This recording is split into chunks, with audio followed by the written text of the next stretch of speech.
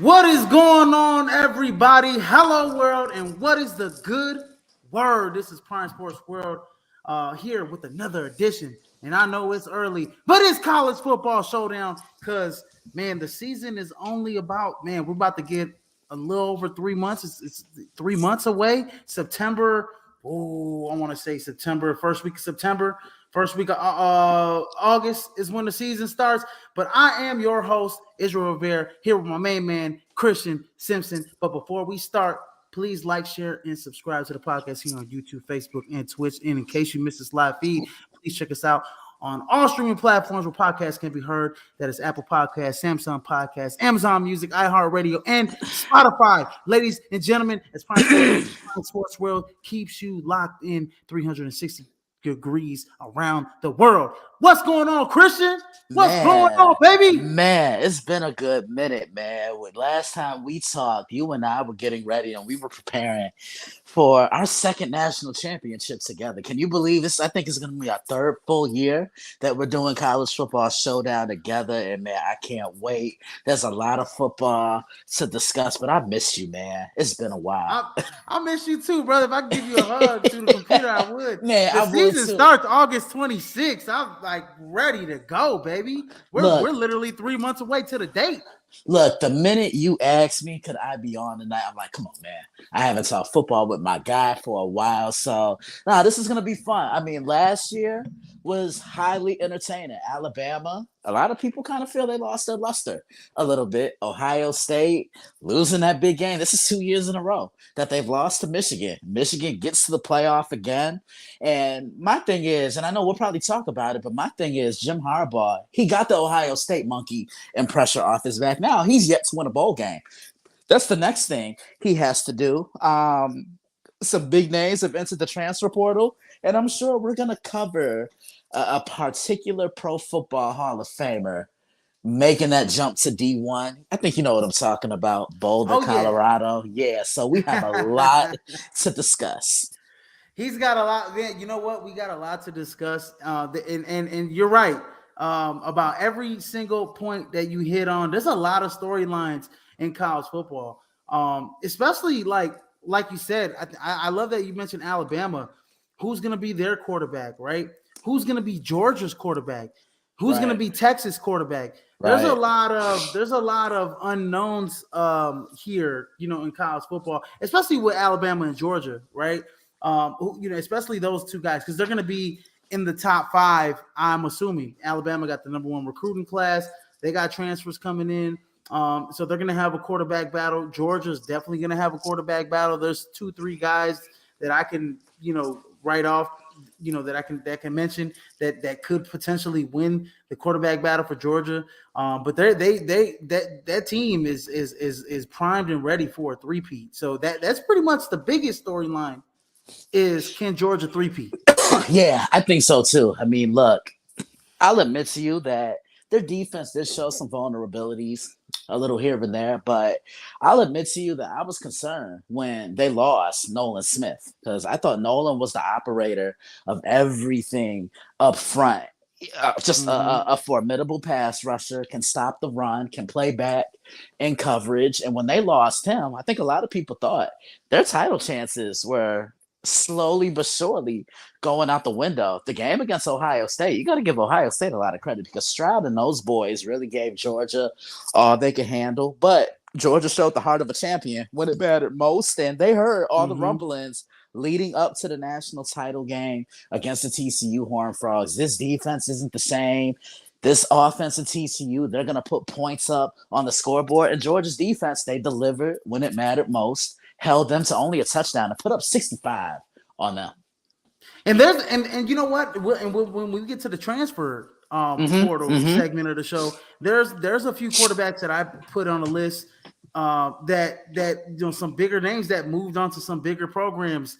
So I can't wait to get in it. Let me dive into it. Let's talk about the expectations for that Hall of Fame coach that you were mentioning earlier, Coach Mm-hmm. Mm-hmm. Prime in Colorado. Yes, Deion Sanders coming off a back-to-back, what is it, SWAC titles, Yep. Swag. Yeah. back-to-back SWAC titles. He didn't win the national championship because he couldn't beat the MEAC in that game. But a lot of expectations. He's brought, with recruits, especially Travis Hunter. He's currently got the number 29th recruiting class. There's been a lot of guys from Colorado to leave the program because they knew that, he wasn't, going to keep a lot of those guys. He was bringing in his own guys, but they bring in the number one cornerback, back to back number one cornerbacks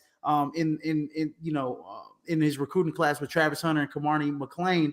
Right. Travis Hunter being more or less a two-way player, right? Wide Yeah. receiver, and then he's got like 3-4 stars as well. Some guys, so he's building his program. It's not going to happen overnight. Week one they are at TCU. So Yeah. you did Yeah. mention You did mention them going against TCU, so I'm definitely looking forward to that. They do have the number one transfer portal ranking though, so that is one thing that they do have going for them because they transferred in Shador Sanders and they transferred in Travis Hunter right off bat. That just automatically. Yeah, and looking at this, yeah, the success Rome wasn't built in a day. It really took time.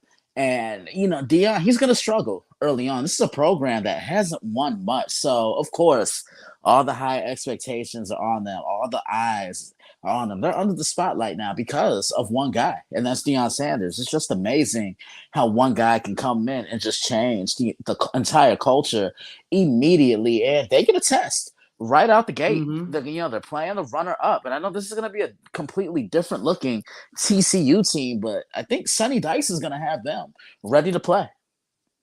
Yeah. So yeah, you hit the nail on the head, right? So one thing about this Colorado team, guys, is that they literally a roster overhaul. Mm-hmm. They have one guy from that defense last year in Trevor Woods who's going to be coming back. He's a strong safety. So Dion basically went through the whole roster, right, ladies and gentlemen, and he basically said, "Okay, you guys were 1-11 last year. Ain't much to like. I'm bringing in my own guys. I'm doing it my way. You guys have been used to losing for so long. Y'all are gonna have to transfer somewhere else because y'all." He basically pulled the Nick Saban, right? Like you're gonna have to, we gonna have to transfer out somewhere else because you ain't gonna get the playing time. Mm-hmm. So the whole defense, starting defense, is gonna be a whole new defense. He's got the most transfers coming into to Colorado in the nation. By far, the whole offense, besides 4 or 5 guys, the tight end, Caleb Fioria. I'm looking at the dive chat now. The center Van Wells. Besides, a couple of linemen that stayed, and then they got Michael Harrison, the wide receiver that stayed. Everybody on this team is a transfer. And that's everybody on this team. And see, that's the thing, Izzy. That's the thing. A head coach wants to come in and he wants to implement his own guys. I know we say this a lot when we're talking the NFL. When a new head coach comes in, he wants his own guy, to develop at quarterback. He unfortunately, hate to use this term, but he doesn't want the leftovers from the other team. So, Dion wanting to bring in his own guys and implement the system that he wants to implement. Look, all the power to him, but they have a tough test coming right out the gate. And then looking at their schedule, I think their biggest game is against USC. If you want to be the best, you got to play against the best. And USC just played in the Pac-12 title game last year, but I still think Utah is the best team in this conference, Izzy. Absolutely. I do think Utah, Oregon is going to be at the top of this conference as well. So looking at their record, looking at their schedule, what do you predict that Deion's first year is going to be like in Colorado? Yeah, I'm going to get up their schedule as well and look it up with you.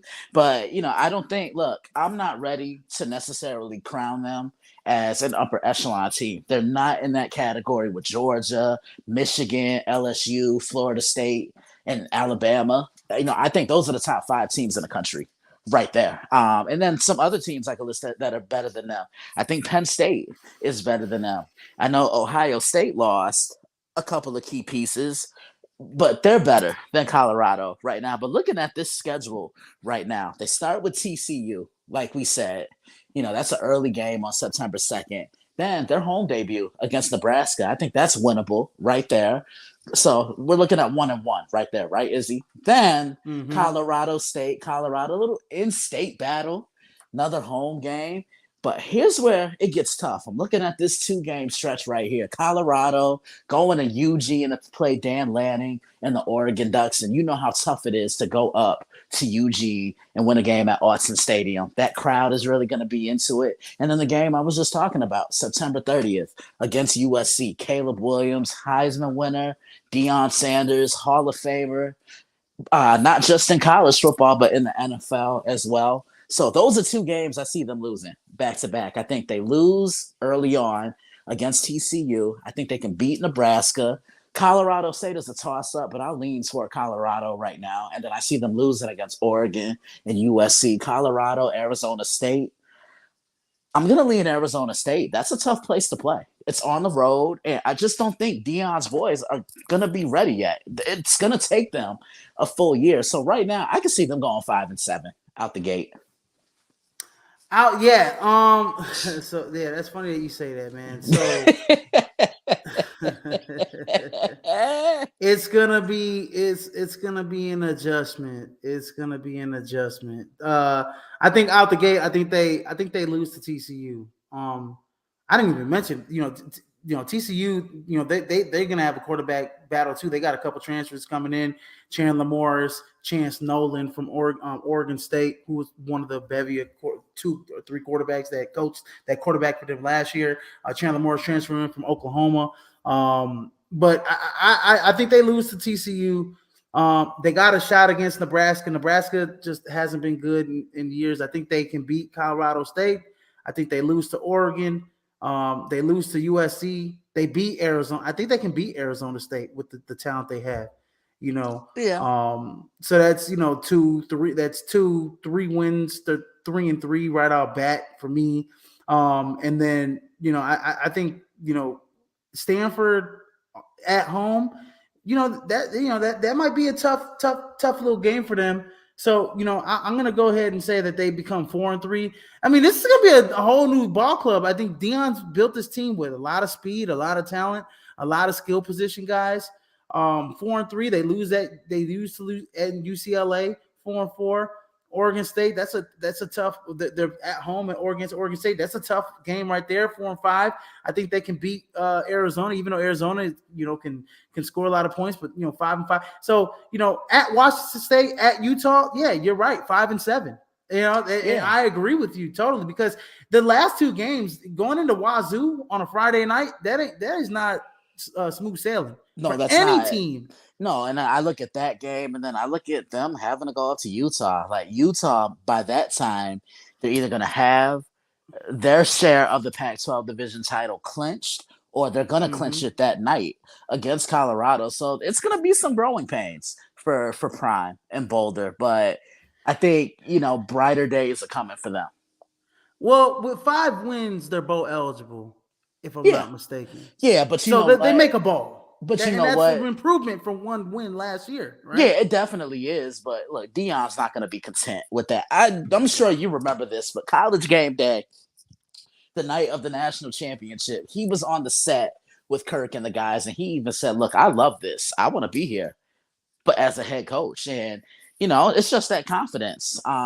He's going to continue to build that program up. He's going to get those recruits, and this team is going to be better. They're going to be good in the long haul of things, in the grand scheme of things, because that's the ultimate goal right there. He wants to bring a national championship to Boulder. So my thing, I think that Dion in Colorado, what they're struggling with is depth, right? Right. They've lost a lot of guys. Even some of the recruits that were coming in decommitted as well. Since he really went ham on the transfer portal, and he brought in a lot of his own recruits, right? But I just look at depth, like there's some depth issues for Colorado. This is basically, when I look at this team, especially this year, it's kind of like, I want to say it like this.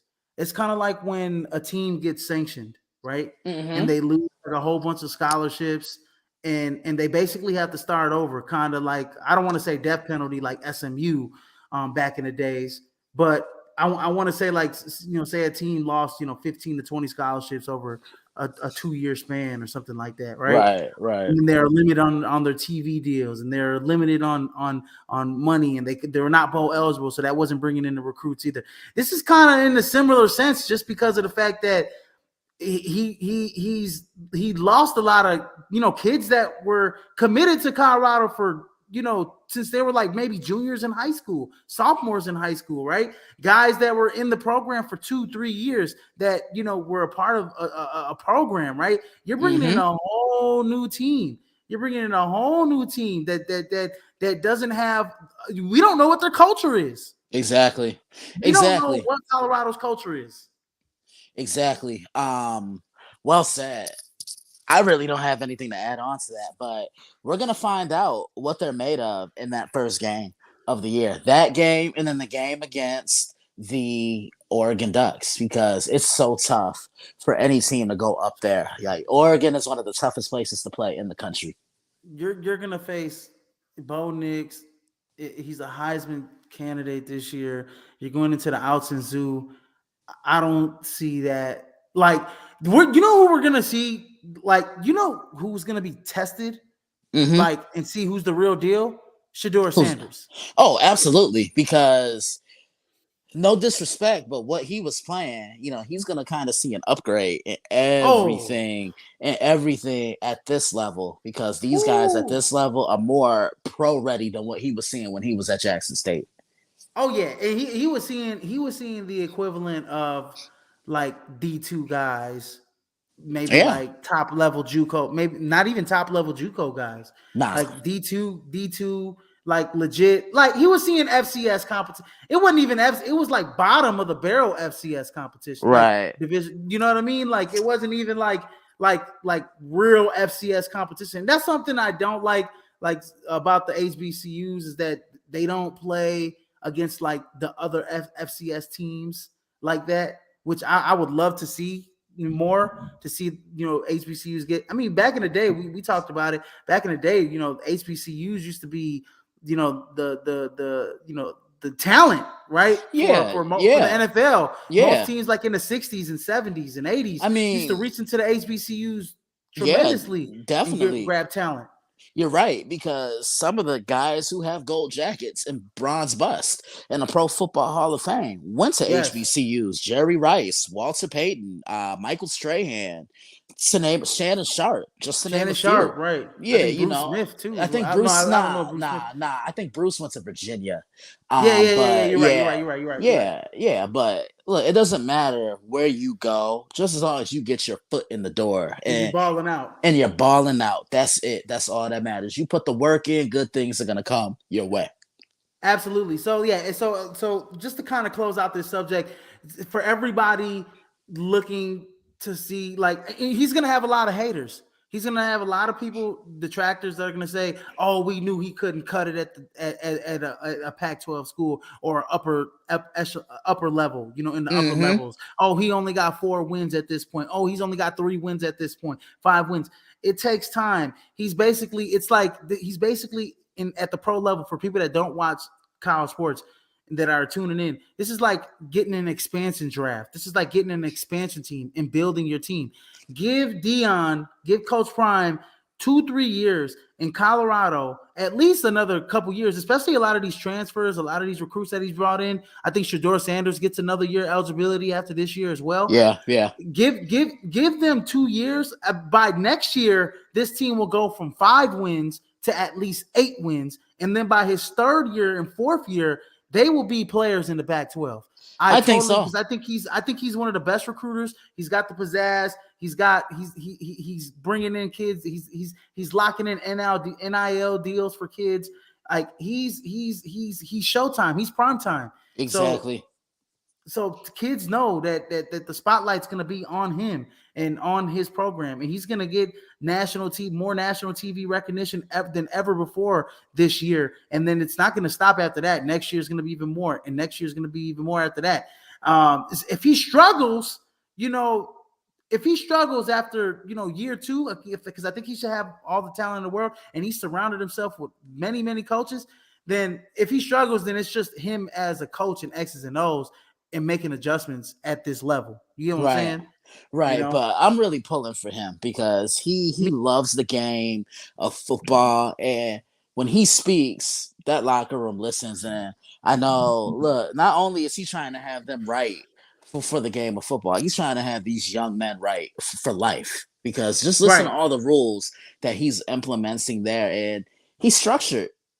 Structure really does indeed make a difference. And from going to 1 win to about that 5-6 win mark, it's going to be a vast improvement. But as far Mm-hmm. as what you said about the haters, the man himself said in an interview, if I'm offered a job at a D1 school, I'm taking it. So why is everybody so up in arms still? Oh yeah, no, there's still people up in arms, and I mean his impact is already felt already, right? His recruiting class, their recruiting class last year was at the bottom, almost in the bottom half of college football. It's in the top 30 now, within the top Mm-hmm. 30 this year, right? And then just look at the spring game. Last year's spring game, little to nobody was bought in around that community and around that campus. They sold out the spring game this year, so that's saying something about the culture that he's already kind of instilling and bring it back into Colorado. And he's trying to win another. He's trying to win a national championship for that program. I mean, the last time they won one was with Eric Bieniemy, who's the assistant, offensive coordinator for, in the league in the NFL. Mm-hmm. So yeah, so the Colorado Buffs, man. I think I am rooting for Coach Prime, but you guys gotta be patient with them because I only think they're only going to win 5 games. Me and Christian only think they're going to win 5 games this year. So Exactly. Yep. that's it. So Yep. moving on, opening kickoff, which is about a month away. Really, Christian, when I'm looking at the first 2 weeks, because week one is really usually dubbed as like week zero, and then week Yeah. two is really dubbed as week one. But I'm looking at the games like across the board, and I'm like, there's not really a lot of big games. The big game, I think, out of all these games, and we're going to touch on it first, LSU versus FSU versus Florida State. You got two Heisman candidates, Jalen Daniels versus Jordan Travis. Jordan Travis. So, two teams that are going to be ranked in the top 10, I'm assuming, when the rankings do come out. Mm-hmm. And then I got Georgia Tech, Louisville, another Chick-fil-A neutral game. South Carolina, North Carolina, Spencer Rattler versus Drake May from North Carolina. That's another neutral site game. And then Florida, Utah. And then if I have to pick a game out of week two, which is technically considered week one, I got to go Texas going into Alabama, right? That's a big game too. We might be seeing Arch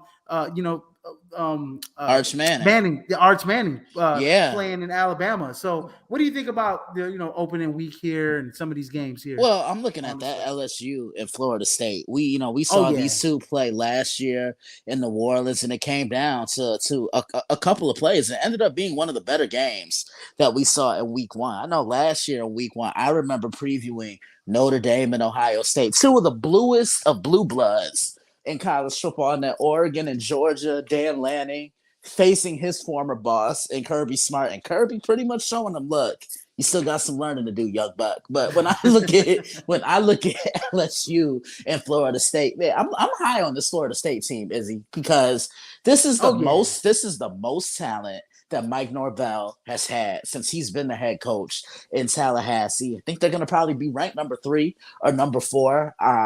We already talked about the quarterback, but I'm looking at the defensive star, Jarrett Verse. He was going to be a top 5 pick in this draft, maybe even top 3. He's that good, but he decides to come back for one more year, and I think that he's going to benefit from that. Then I look at LSU. Look, Brian Kelly pretty well, as I do. Wherever he goes, the man just wins, and he wins the SEC West in his first season.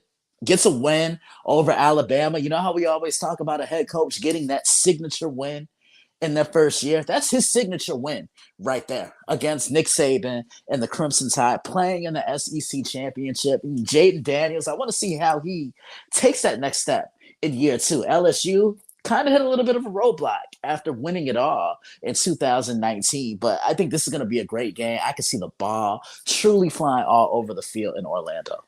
This is good. That's actually I had to put it at the top because it's probably going to be one of the more entertaining games of week one. I agree. Another entertaining game, in my opinion, is going to be that South Carolina North Carolina game, right? Spencer Rattler in South Carolina, Drake May in North Carolina. We already know North Carolina, defense. The points are going to be flying off the board here. This is going to be a track meet in this game. It's going to be a fireworks type of game, but this is a game. I'm going to paint this picture. Drake May is a Heisman Trophy candidate, probably the second best player in college football, right next to Caleb Williams. Agree. Caleb Williams is looking to go back to back, which hasn't been done since Godly, what's his name from Ohio State, the running back from Ohio State back in the 70s. But Archie Griffin, I think. Archie Griffin. There you go. There we go.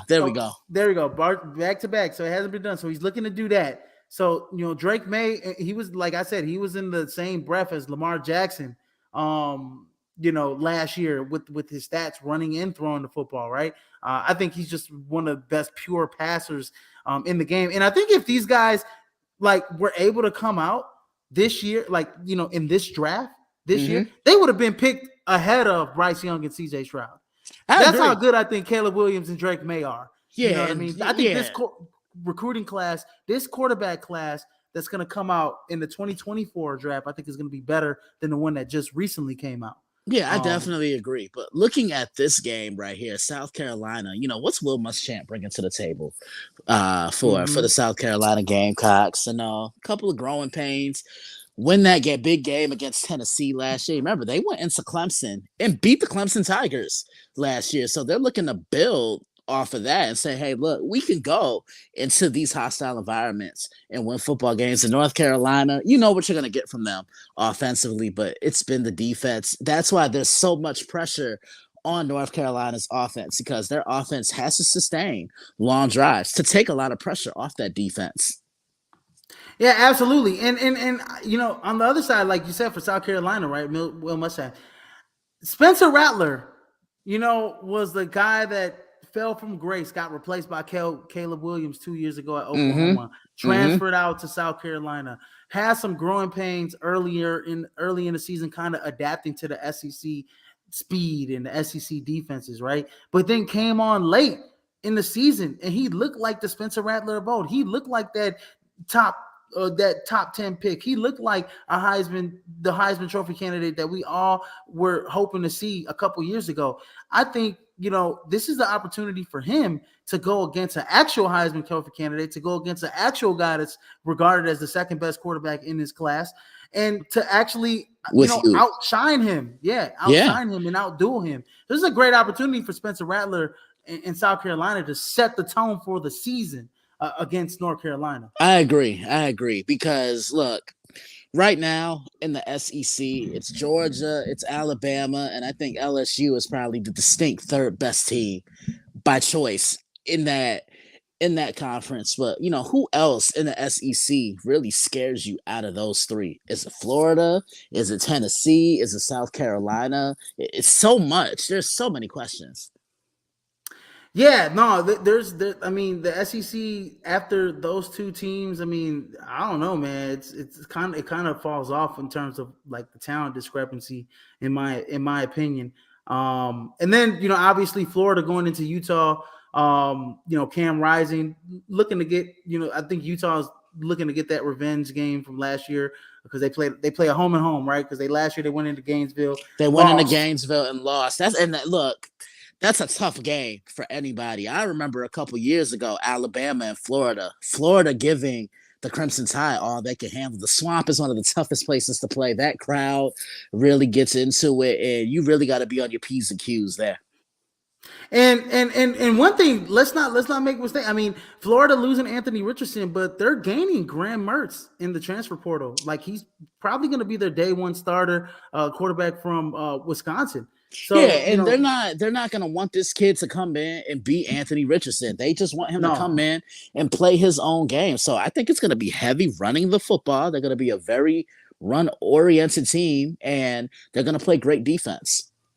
yeah, and we all know, and we all like Grant Mertz doesn't have like the physical capabilities, or he doesn't even have the strong arm like Anthony Richard does. But he's a good game manager, especially if you could surround him with a good running game. I know Wisconsin struggled a little bit last year, but I think if you could surround him with a good running game, which I think Florida can, they're bringing back, junior, they're bringing back a lot of their offense next year. I think they can be able, to make some noise next year. Trevor Etienne's a guy to watch out for when it comes to the Florida Gators, and also their running back Montrell Johnson as well. So those two guys should bode well and help out Grant Mertz at least week one. But I got Utah winning that game in Salt Lake City. Look, It's gonna get that revenge, baby. yeah, I think so too, because I really like Cam Rising. This kid is a gamer. This kid has that it Yes, sir. factor. Wants to make that pass. He's a gunslinger, and he's just tough. Because I remember watching him in that Pac-12 title game against USC. They're drilling him, Mm-hmm. and he's just getting up like nothing happened. That's the mental toughness on display, is he? Yeah, absolutely, absolutely. So yeah, definitely looking forward to week one. We don't know what the rankings are. But what was your top five again, Christian? You said you had I Georgia, said I had Bama, Georgia. Well, let's go 5-1. USC. Let's go 5-1, Izzy. Shall we? Five. Go ahead, Look. Five. I have Alabama. I mean, look, Nick Alabama. Saban. Look, Nick Saban is still one of the greatest coaches in the country right now, and I just think all eyes are on them. All respect to Tupac. Yeah, no, and, uh, and they got the number one recruiting class coming yeah. in. The only thing is that quarterback is the biggest question mark for them. They're always going to reload everywhere else. I have a feeling it's going to be Tyler Buckner with Tommy Reese there and knowing how to use Tyler Buckner. I think it's going to be him week one Yeah, because yeah. no disrespect to Jalen Milroe, but he just doesn't cut it for me. No, no. So yeah, I have them at 5. 4, I have Florida State. No, 4, I have LSU. I just think LSU right now they might be the best team in the SEC West. They won it last year, and say what you want about Brian Kelly, but all the guy does is win. He won at Notre Mm-hmm. Dame, he won at Central Michigan, he won at Cincinnati, and he's already implementing his mark at in Baton Rouge. LSU. At Yep. LSU, and he's going to continue to build that roster. And I know LSU, like I said, they've hit a roadblock the last couple years. They have not been the same team since Coach O left and Joe Burrow left for the Cincinnati Bengals. So I have them at 4. 3, Florida State. This is one of those teams that I'm really high on. A lot of talent. Jared Verse is coming back, and Mike Norvell is a Coach of the Year candidate. But what's Jordan Travis do? I love watching this kid throw the football. You and I raved about this young man all last year, and we were both saying, what's he going to do in 2023? And we're both months away from seeing that. 2 is Michigan. Michigan right now is the best team. They're the clear-cut favorite to win the Big Ten again because they're the only team in the conference that returns their quarterback, and Blake Corum is coming back. You want to talk about Heisman candidates? He's actually my favorite right now to win the Heisman next year. And then number 1, the champions, the Georgia Bulldogs. I know they have a lot of question marks, but I think Kirby right now might be the best coach in the country. What he's done these last 2 years, and this is why they hired him. We didn't hire you to just win the SEC East. We didn't hire you just to get to SEC championships. We hired you to win us national championships, and he's done it the last 2 years. I couldn't agree with you more. I love the top five. If I honestly, that's how I would rank the top five. Just how you just ranked it. Yeah. And I think on the outside looking in, USC is USC, gonna be there, Penn State's gonna State. be there, Ohio State's gonna be there. Godly. Let me think about maybe Clemson might be there. K Klubnik. I think you got to give them a shot as well. Notre Dame should actually be in the top 10 this year, especially with the. This is going into my next. New places, baby. With the addition of my man, my favorite college football quarterback. You know how much I love Sam Hartman. I love Sam Hartman, and he is a golden domer, baby. He is. He is. He is going to elevate Notre Dame into the top 10 this year. If they're not in the top 10 in the rankings when they come out, they will be in the top 10 at some point. But definitely. Some old faces in new places. This is the transfer portal. I got some guys coming out here that I think that will affect their new teams. Obviously, the top 2, in my opinion, are Travis Hunter and Shedeur Sanders, obviously, right, going to Colorado. And then I just talked about Sam Hartman, Wake Forest, going to Notre Dame. Devin Leary, good, one of the best ACC quarterbacks last year at NC State, going into Kentucky. Will Levis moves on to the NFL. Devin Leary steps right in. DJ Uiagalelei, right? We all know what happened at Clemson. He got replaced by K Klubnik in the bowl game, or in the last game of the season, and he already knew the writing was on the wall. He transferred to Oregon State. He's got Martinez back there in the backfield. He's got a good defense. I think DJ needed a fresh start, and we'll see what happens. I think he can make. I think with the inefficiencies at quarterback that they had last year, I think DJ brings them consistency there, at least in Oregon State. And I think he just needed a new chapter, a fresh start. New chapter, a fresh start. Yeah. And then one of my favorite quarterbacks, Tanner Mordecai from SMU, going to Wisconsin.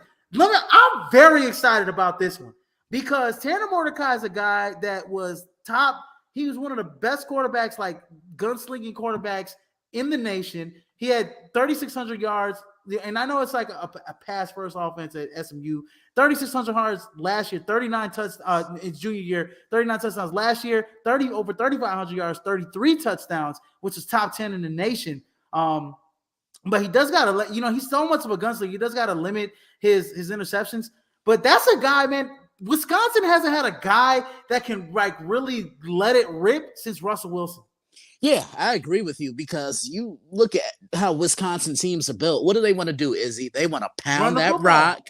They want to control the line of scrimmage. And look, you and I played. And what's the one thing Coach Rock always tells us? Shout out to Coach Rock, by the way. What's the one thing he always tells us, man? Football is one where?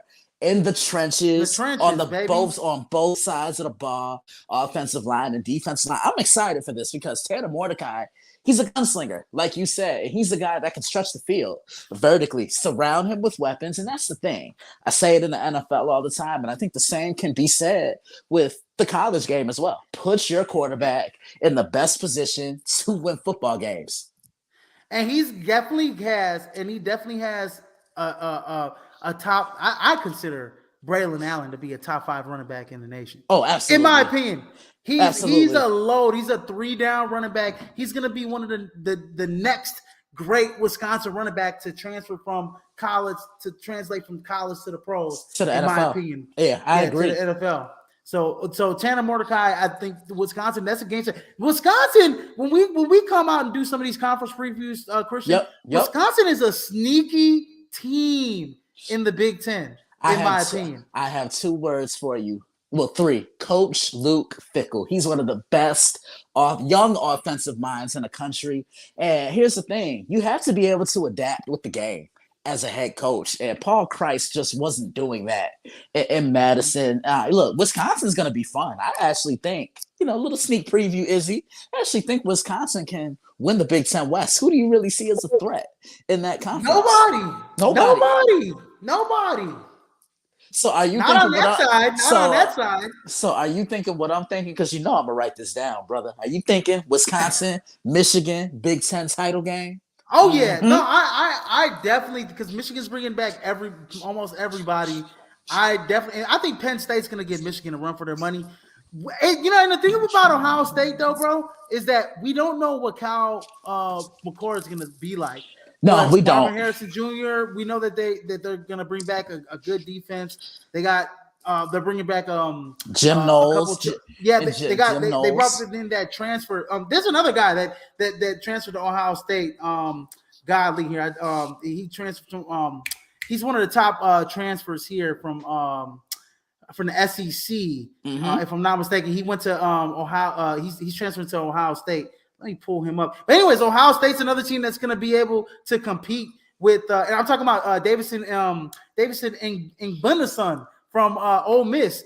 That's a kid that's gonna. He's 6'2", 6'3". It's a kid that can be a lockdown corner for Ohio State next year. So my thing is, like, it's gonna be interesting, but I do think Michigan is gonna win it. But you're right, bro. Like, I think it's gonna be Michigan and Wisconsin in the Big Ten championship game. But I will say this: you heard me rave about these 2 kids last year, and I'm gonna do it again starting now.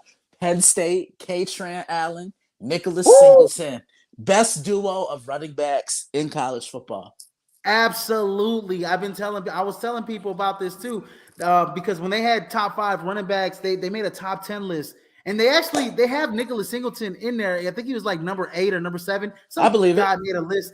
So, but I was like, man, Nicholas Singleton as a true freshman was outstanding. Yeah. I only think he's gonna be better. And then I was like, yo, you guys can't sleep on K-Tron Allen, bro. You cannot sleep on K-Tran Allen. Bro, they are going to be dynamic, Penn State. So I can't wait for the season to start, especially in the Big Ten. And then next running back here, Carson Steele, Ball State running back, transferring to UCLA. That's the kid that was top 10 in the nation and running. He had over 1,500 yards rushing the football for Ball State, albeit it was in the MAC. But this is a guy that I think I'm having a horror movie over here. For some reason, I don't know what's going on here. But hold on, let me fix my lights here. Handle that, man. Yeah, I don't know what's going on. I think something's wrong with my lights over here. Oh man, so I'm gonna. Yeah, I don't know what's going on here. I don't know what's going on. It must be the wind. Brother. It must be the wind or something, but I'm gonna stop my camera. But There we go. anyways, yeah. But anyways, yeah, he's a guy. Carson Steele, man, is a guy that is legit. Going to UCLA, Yeah. he's gonna be a guy that can carry. They go from Zach Charbonnet to Carson Steele. In their offense. So he's another top transfer. Another kid, Ernest Hausman, linebacker from Nebraska. He was a true freshman last year. I think he was a 4-star recruit transferring to Michigan.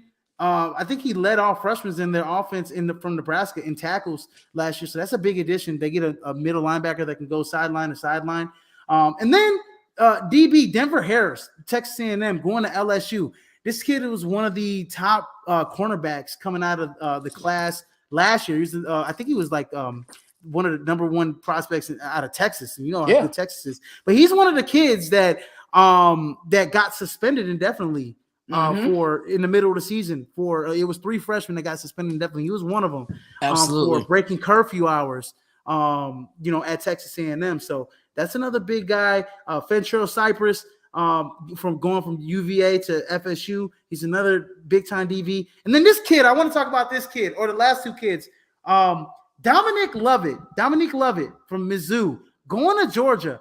I know for a damn fact, Christian, that when Georgia played Mizzou and they saw this kid putting in work against them last year, because he almost had 1,000 yards last year from Mizzou. Yeah. When they saw work coming in, they said, "Hey, kid, we got a spot for you up here in Georgia. We know we got a couple guys that's gonna go to the league, and we got a spot for you coming up here in Georgia, baby." And I think he's gonna be a guy that's gonna, he's going to be a kid that is going to make an impact immediately for that offense. I agree because I look at him. He's 5'10", about 170. So not the biggest guy, but he's physical. And he's that guy that can take your top off the zone, but you can plug him in different spots. Kind of reminds me a little bit of Tyler Lockett from the Seattle Seahawks, a guy that can go over the middle, but can take the top off your zone and stretch the field vertically. And I think he's going to be a nice complementary asset to Brock Bowers. And I think he's going to benefit immensely from Brock Bowers because Brock is going to see his share of double teams. You know what I'm saying? Now you're gonna play Dominic in a lot of maybe single high looks or man-to-man coverage. No island across the board. So I agree with you. I think he's gonna have an immediate impact as well. Yeah, and against Georgia, he had 6 receptions for 84 yards. So, he was definitely putting in work against Georgia. He had some big games, 148 yards against SC. He had a big game in the regular season finale against Arkansas, 130 yards against them, 102 yards against Auburn. So, this kid is going to be solid as they come from. And he's an Illinois boy. He's from East St. Louis. He's from East St. Louis. Yep. East St. Louis Flyers, man. So shout out to Dominic Lovett. And I think he's going to make immediate impact for Georgia. And then this kid right here, Jordan Burch from South Carolina, moving over to Oregon, right? This kid's 6'6". He can get after the quarterback. This is a kid that they are going to love there at Oregon. I think he's a guy. I think he can increase his. He's a kid that can stand up and he can put his hand in the ground. Yep. He's 6'6". He's absolutely massive, and I think he's a guy. He had golly, if I pull up his stats, I think he had 60 tackles, close to 60 tackles for South Carolina last year. But he's a guy that's going to make a tremendous impact, especially at the Pac-12 level. Just because of the fact that, he had 32 solo tackles, 3.5 sacks. So getting after the quarterback, he could play inside, he can play outside, but getting after the quarterback is what he's going to have to do there in Oregon. And he's a massive individual, long arms. He's a guy that I can see possibly being, at the end of the season when it's all said and done, being going in the first 3 rounds because of his production at Oregon. And that team is going to be, in the hunt to possibly be, Final Four standing in the CFP. And here's my thing. You saw what Dan Lanning was able to do in Georgia in 2021. Couldn't do much with that defense that he had last year, learning experience. And now he wants a guy that can get after the quarterback. Look at Oregon a couple years ago. They had, in my opinion, the best player in college football in Kayvon Thibodeau. He was an absolute force. And look, Jordan's not going to duplicate that success, but he can be his own guy, and they can build this defense around him. Absolutely, absolutely. So yeah, I do think that he's going to be a immediate impact for Oregon when it's all said and done. Moving on to the Heisman Trophy rankings here. These are my Heisman Trophy rankings, Christian. You can throw some of yours in there, but I'll just go 1 through 5. Caleb Williams, number 1. I mean, he's looking to repeat next year. Number 2, I got Drake May from North Carolina. Number 3, I got Jordan Travis from Florida State. At number 4, I got Michael Penix Jr. from Washington. He had a tremendous year last year, transferring in from the Big Ten to Washington. So I honestly think he's going to be in the Heisman consideration all year. And then number 5, round of my top 5, I got Bo Nix from Oregon, who seems like he's been playing college football forever. But He Bo has.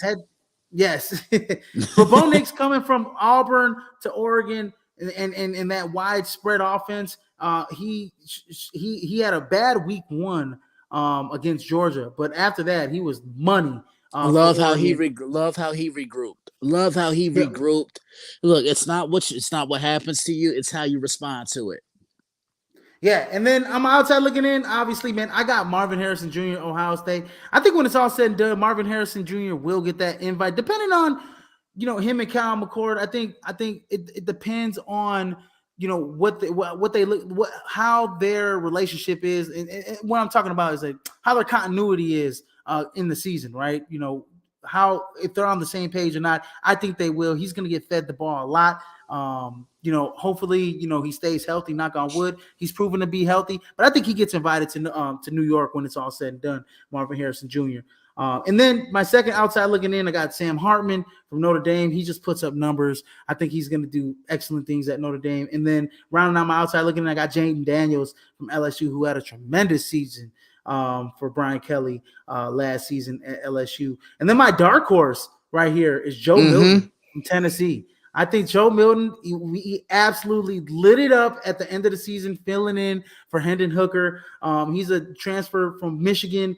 This kid had 10 touchdowns last year. I mean, he was nearly perfect when he filled in for Hendon Hooker. And I think it's going to be a little bit of the same when it comes to Tennessee, them airing the ball out. He's got a strong arm. He can get outside the pocket. I don't think he's quite as good as Hendon Hooker, but we'll see. I mean, 10 touchdowns, no interceptions last year. That was pretty damn good. He ended the season on a strong note. Had a hell of a bowl game. Yep, he sure did. I'm curious to see what's going to happen in Knoxville. I'm really curious to see what's going to happen in Knoxville this year. Jeremy Pruitt has really changed the mindset of this team. I mean, I remember that big win last year against Alabama, had that other big game against Georgia where you could tell they were still a couple of miles away from getting where it is they wanted to be there, but they were so much fun to watch. And I really like what I saw from Hendon Hooker. Now he's gone. Jalen Hyatt's gone. Who are they going to build this offense around? Absolutely, absolutely. So yeah, I do think Joe Milton is a guy to look out for when it comes to the dark horse. And I mean, last year Orange Bowl against Clemson, I mean, he had a hell of a game. He had was 19 to 28, 251 yards, completed 67.9% of his passes, 3 touchdowns. I mean, he was nearly perfect in that game. And he's a big quarterback, 6'5", 245, kind of in the same build as Hendon Hooker. So watch out for big things for him next year. And then obviously we mentioned like Tanner Mordecai. We mentioned some of the Nicholas Singleton, Braylon Allen. Kay Klubnik from Clemson is a guy to look out for in terms of the Heisman consideration. So a lot of guys. This is an early Heisman list, but there's a lot of guys that could emerge when the season starts. Yeah, I definitely agree, but watch out for Blake Corum. I think this kid's going to come in with a chip on his shoulder. He missed a couple games last year, and they're going to build this offense around him. Absolutely, absolutely. Well, ladies and gentlemen, this has been a wrap. And man, Christian, it's always been a pleasure. Man, look, college football showdown with you, man. Look, Izzy, I will always make time for family. You know that. Come on, man. You know what it is. You know what it is. My man. Happy birthday to nephew, man. I hope he lives it. How old's he turning?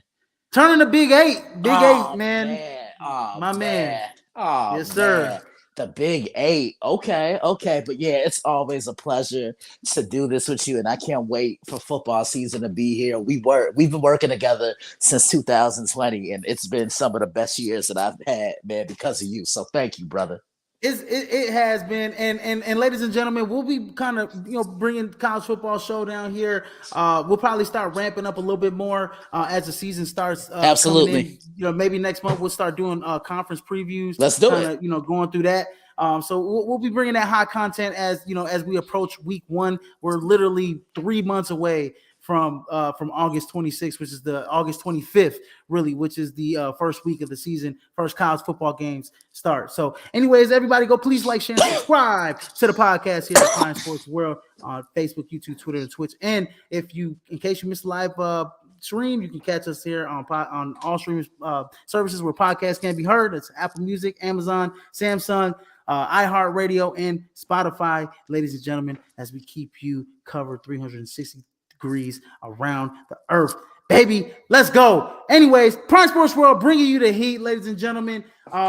Hey, Christian, you know what I like to say when I leave, man. In case I miss you, good afternoon, good evening, and good night. And you know what I like, and you know what I like to add to. Holla at your boys. Holla at your boy, baby. Peace out, guys. Holla back. Yes, sir.